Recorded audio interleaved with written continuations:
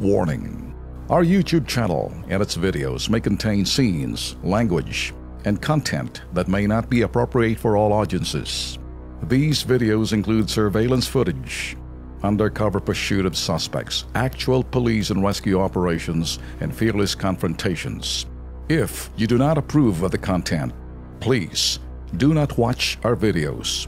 If you wish to continue, we strongly advise that you proceed with caution. Viewers' discretion is advised. Sa Dammam, Saudi Arabia, may sakit na sa puso, hiling ng anak, mapauwi ng Pilipinas ang kanyang ina. Lumapit sa programa si John Metrillo, hiling niya na matulungan siya mapauwi ang kanyang nanay na si Annalisa Metrillo, isang OFW sa Dammam, Saudi Arabia. Madalas na raw manikip ang dibdib ng kanyang ina. Hindi rin bumababa ang presyon, 139/120 lagi. Mataas. At 4 na beses na naisugod sa ospital sa Dammam. Alam naman daw ng Rotana International Manpower Incorporated, dating Eastern Mars Resources, ang medical condition ng kanyang ina. Pero nagawan pa rin ng paraan nila na makaalis ng bansa ang ina. Ang problema ngayon, paring Alex, imbis na maging domestic helper, ay pinag-aalaga siya ng isang 22-year-old na may sakit sa pag-iisip. Naku, Diyos ko po, mas mahirap yun. Hirap nga yun. Hindi raw kinakaya ng kanyang ina ang hirap ng trabahong ibinigay sa kanya. Kasama natin ngayon si John Metrillo, ang anak ni nanay. Magandang hapon sa iyo, John. Magandang hapon din po, Ilan sir. taon na si nanay niyo? 42 po, sir. 42. Okay, kailan siya umalis? Noong December 31. December 30. Ano nangyari? I mean, sa medical exam, may sakit siya sa puso, nakita? Opo. Alright, pero dineploy pa rin. Opo, sir. Ano po, sir, parang pinabago po nila yung medical record, sir. Pinabago pa? Paano pinabago? Ano po, parang binayaran po yata yung doktor, sir, para po... Pero paano niya nalaman na may sakit nung una? Talaga po, sir, bago po siya mag-apply, may sakit na po siya sa puso, sir. May mga medical record po siya sa bahay na may sakit po talaga siya sa puso. Oh, okay. Bakit ano ang akala ng mami mo? Medyo... Baka sakali lang po, malakas sir, pa siya. na Malakas pa. baka mabago raw po yung buhay namin, sir. Okay. Kasi po, solid parent po siya, kaya po... Ayun, okay. Pinuntahan natin paring Alex ang Rotana International Manpower upang alamin ang kanilang panig, pero mukhang pinabayaan talaga nila ang problema ng nanay ni John. Ito, panoorin natin. Hindi naman makakaalis yan, sir, na issue lang yan, sir. Konting-konting sakit para may report lang. Kasi gusto talaga nila magparipat. Kung mga 2-3, pwedeng sabi mo, reklamo. Pero pag 1 taon na, sir, 1 taon ka na, tsaka magreklamo. Sabihin, nagagawa ka na lang ng alibay. Sino ba yung ulol na yun? Ha? Biro mo konti-konting sakit lang. Kung may karamdaman, bakit nyo pa pinatuloy? Kung ikaw kaya ang saktan kong hinayupak ka, ha? Ikaw kaya balian ko ng bliig.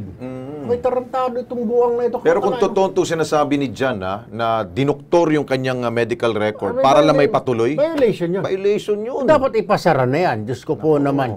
Anyway, para tulungan si John na mapauwi ang kanyang OFW na nanay, makakausap natin si Miss Josephine Sanchez Tobia, ang Social Welfare Officer ng OWA. Magandang hapon po, Ma'am Josephine. Yes, magandang hapon po sa inyo. As usual, Ma'am, ilalapit namin ang kaso ni Annalisa Metrillo dahil yung kanyang anak ay nandito sa atin.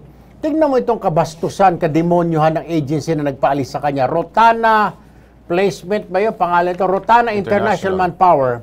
Alam na nila from the very start na may sakit yung ale. Dinoktor umano nila yung medical certificate para mapaalis. Ngayon, lumalapit na yung anak sa kanila. Pinuntahan pa namin, sinurbelas namin yung mga buwang-buwang na ahensya. Ang sabi sa amin, konti-konting sakit lang yan. Nagpapalusot lang para makauwi. Kita mo namang katarantaduhan ito, Ma'am Josephine. Hindi tama yung ganoon dahil unang-una, kailangan talagang malaman kung ano ba talaga yung kondisyon ng worker, no? At saka mali yung niretoke yung or finake yung document, medical certificate niya. Opo. Pwede nilang ireklamo yan pag nandito na si worker, si OFW. Falsification ng documents yun. Ang problema kasi, Ma'am Josie, ang akala, DH. Ngayon, pinag-aalaga siya ng 22-year-old na may sakit sa pag-iisip. Mas mabigat po na trabaho. Ibang attention yun. Oo. Naku, mas lalong mabigat yun. Lalo siyang na-stress. Yes.